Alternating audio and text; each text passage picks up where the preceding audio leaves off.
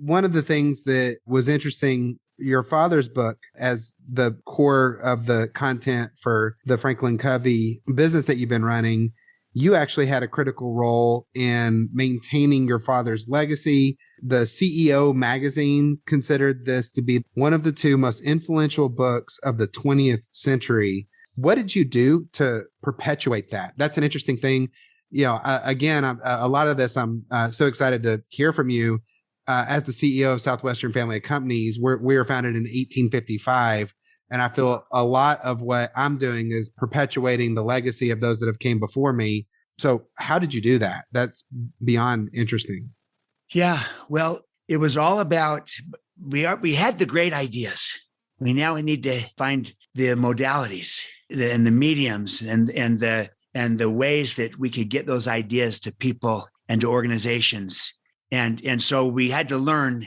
We went with the business first because we could get a foothold there, and they had more budget initially. Whereas right out of the gates, we tried to do everything at once. We were all mission and no margin because we're just doing too much. So we had to kind of learn to create a business model and just to start with business first. In our case, that may not be the truth for everyone, but in our case, because that was a good foothold. And then from that, we could extend the brand and go into other markets and with other channels.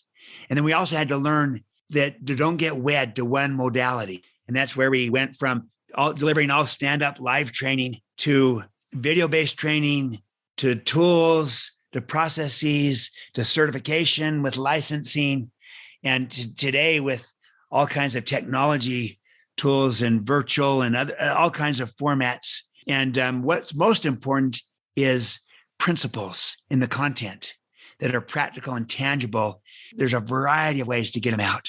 And then finally, we tried to really scale this both within a client organization, but also in terms of the reach all around the world. And we created partners and licensees everywhere in the world. We're now operating in some 150 countries. And so our scale is enormous.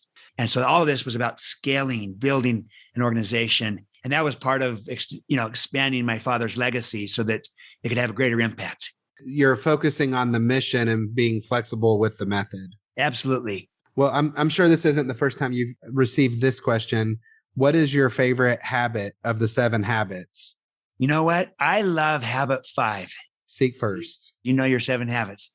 Seek first to understand, then to be understood. Because of how powerful that is in any relationship, on any team. And so in Speed of Trust, I call this listen first. In this new book that I've got out right now, Trust and Inspire, I'm calling it empathy. Empathy is understanding. It doesn't necessarily mean agreement. We might disagree, might see it differently, and they feel understood. And that is my favorite of the 7 habits. And I think it's so powerful and so needed in a world today where people don't feel heard, don't feel understood. And if you can give understanding, if you can give empathy to another person, that is the equivalent of giving someone air. What air is to the body, understanding is to the heart. Mm-hmm. There's a whole industry around emotional intelligence, and empathy is the core of it. And so many people don't naturally know how to be aware, self-aware, socially aware, and manage those things in an appropriate way to provide that empathy. And so that is so great.